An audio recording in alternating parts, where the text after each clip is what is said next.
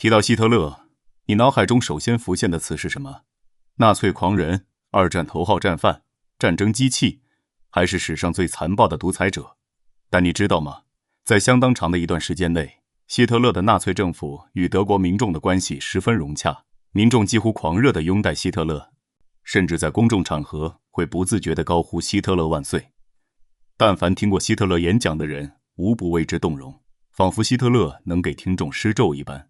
如今很多人单纯认为希特勒是毫无人性的恶魔，但能凭一己之力掀起人类文明史上空前浩劫的人，必然有其异于常人之处。为什么希特勒如此憎恨犹太人？如果二战中希特勒打赢了，如今的世界会是什么样子？纳粹的洗脑术有多惊人？为什么有人说希特勒其实根本没死？今天我们就来聊聊围绕希特勒的种种谜团。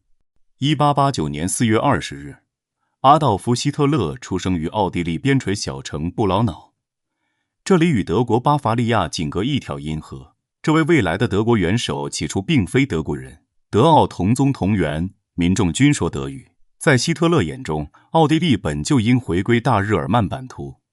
希特勒的父亲是海关公务员，希望他子承父业，但希特勒的理想是成为画家。1903年，14岁的希特勒因父亲突发胸膜出血离世，终于能无拘无束追求绘画梦想。1906年，17岁的希特勒获母亲允许前往维也纳学习绘画。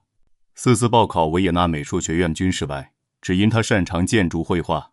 而当时欧洲艺术界流行人物绘画，转考建筑学校他也未能考上，艺术之梦彻底破碎。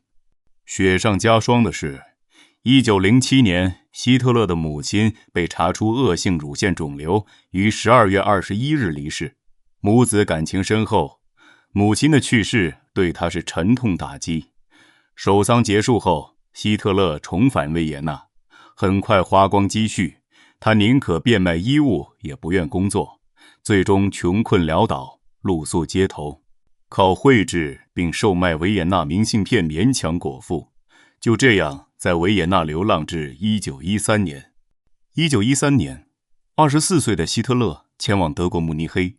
次年一战爆发，奥匈帝国的强制兵役政策要求他入伍，却因身体瘦弱被拒绝。自尊心受挫的他转而加入德军，成为巴伐利亚预备步兵团第16团的传令兵。因出色完成任务，他获得1级、2级铁十字勋章各1枚。1918年一战结束，德意志帝国崩溃，魏玛共和国成立。年近30的希特勒无法接受战败事实，内心充满愤懑与彷徨。他在退役军人安置机构找到工作，每日前往啤酒馆参加政党集会，并撰写评估报告。也正因这份工作，他接触到德国工人党，开启了自己的政治之路。希特勒对犹太人的怨恨，早在维也纳流浪期间便已滋生。彼时他穷困潦倒，却见犹太富豪权贵奢靡度日，对穷苦百姓视若无睹，心中的不满逐渐累积。而一战后，魏玛共和国的恶性通货膨胀，更是让这份怨恨愈演愈烈。为偿还战争赔款，魏玛政府大量印钞，德国马克大幅贬值。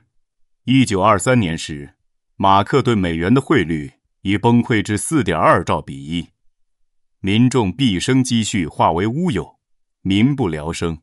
而在这样的困境中，部分犹太资产阶级囤积物资，哄抬物价，大发不义之财，进一步加深了德国民众对犹太人的不满。事实上，欧洲的反犹主义并非始于希特勒。从公元4世纪基督教成为罗马帝国国教后，犹太人便因异教徒身份遭排挤压迫。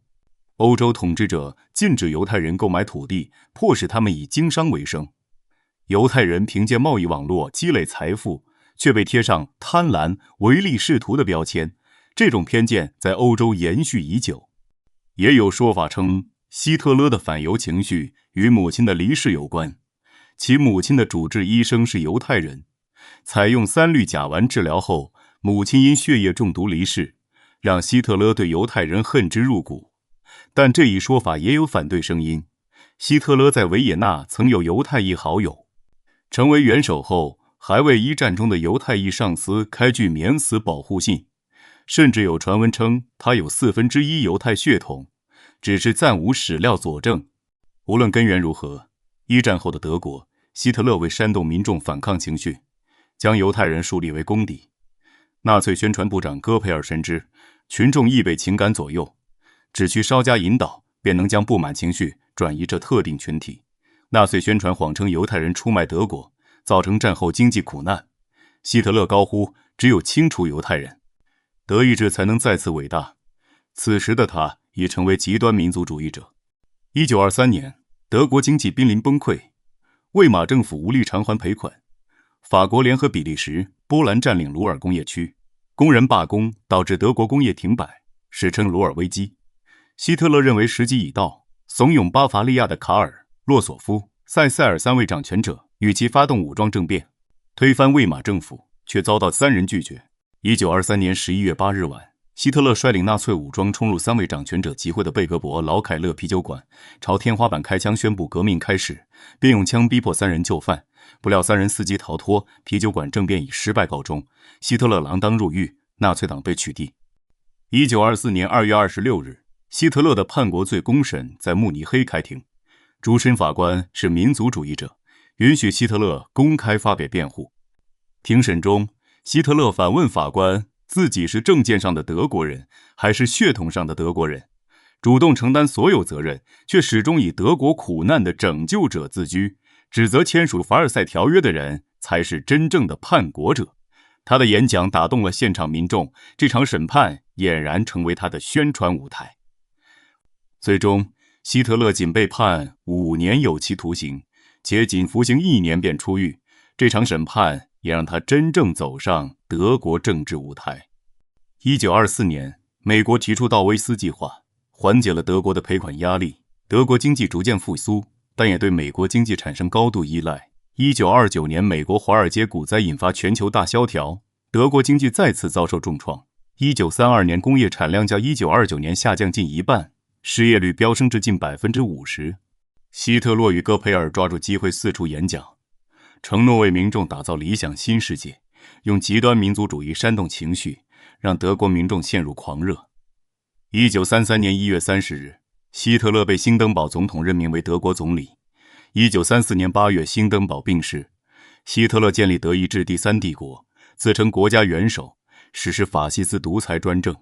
不可否认的是，希特勒上台后确实让德国经济出现短暂奇迹。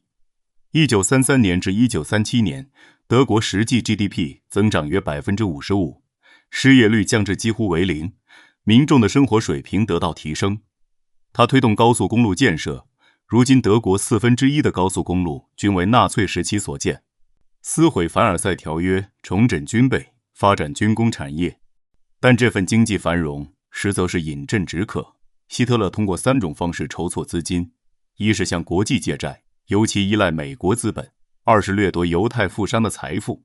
1938年的水晶之夜中，纳粹党徒洗劫犹太教堂和商铺，还向犹太人勒索10亿马克罚款。三是发行各类信用票据，透支国家信誉。这种模式注定无法持续，当德国无力偿还债务时，发动战争变成了唯一的选择。1939年9月1日，德国闪击波兰，苏联随后从东部入侵波兰。9月27日，波兰投降，第2次世界大战正式爆发。1940年5月，法国战役打响，仅39天，法国便全境沦陷。希特勒先后占领欧洲14个国家，将多个国家变为附属国，其野心不断膨胀。他设想由德意志等优秀民族统治世界，消灭或奴役劣等民族。在其理想国中，民众只是国家机器的螺丝钉，毫无人权可言。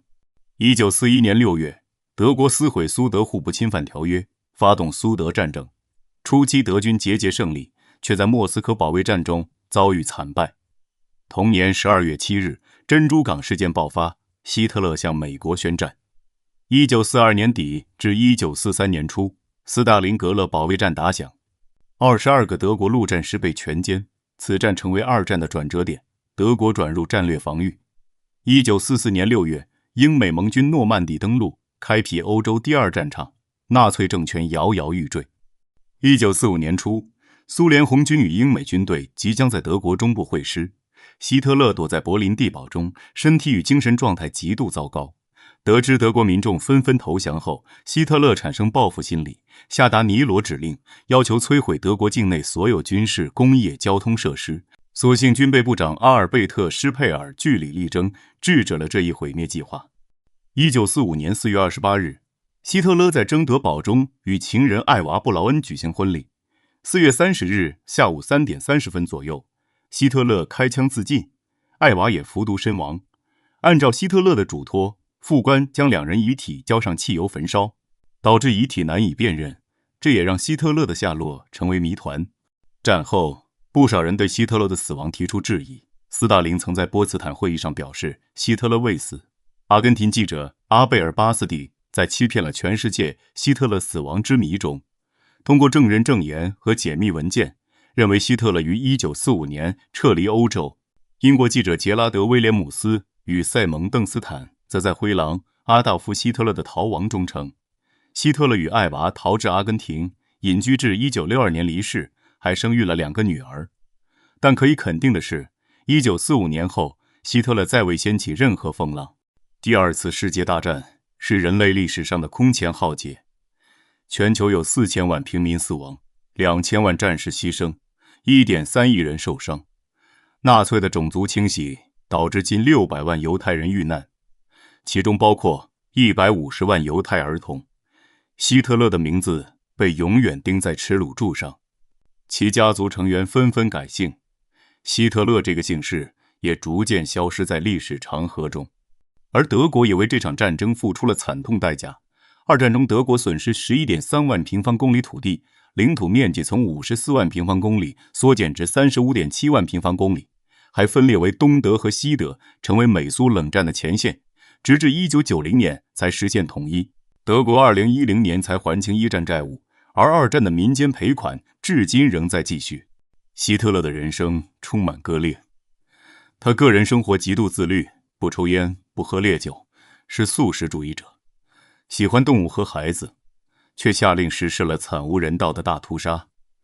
他的极端爱国主义和民族主义给德国民众编织了一个虚假的美梦，梦醒后承受苦难的终究是普通百姓。爱国与民族主义本无错，但一旦掺杂复仇与偏执，便会走向极端，带来毁灭性的灾难。这也是历史留给世人的深刻教训。